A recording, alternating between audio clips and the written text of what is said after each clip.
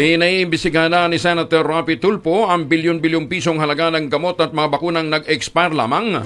Hindi nagamit ng Department of Health mula 2028 hanggang mula 2024 hanggang 2026. Yan na naman tayo, partner eh. Nasasayangan tayo eh. Ayon kay Tulfo, layunin ang inihain niyang Senate Resolution number 403. Matukoy, mapanagot ang sinumang nagkaroon ng kapabayaan sa pag-aksaya ng pondo ng bayan.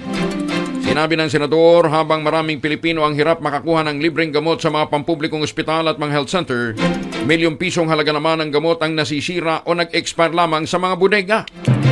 Akbang ito ni Tulfo kasunod ang ulat ng Commission on Audit na mahigit sa 34.8 million pesos na halaga ng gamot ang nag-expire, habang nasa halos 100 million pesos naman ang halaga ng malapit ng mag-expire dahil sa problema ng inventory management. Pambihira talaga. Inventaryo lang problema, diba, partner. Kung hindi bigas, Oo. gamot naman. Ibamigay na yung mga yan, mga near expiry partner. Sayang naman. Kung near expired, baka bago makarating sa probinsya, Expired na rin, oo. Alam mo kung saan logistics, napupunta no? yan? Saan?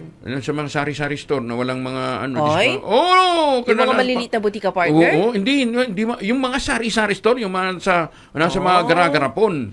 Ganon kaya sa mga probinsya, partner. Pambihira naman, Nasa partner. sari-sari store, syempre, bibilhin nila naman mas mura, di ba? Oo.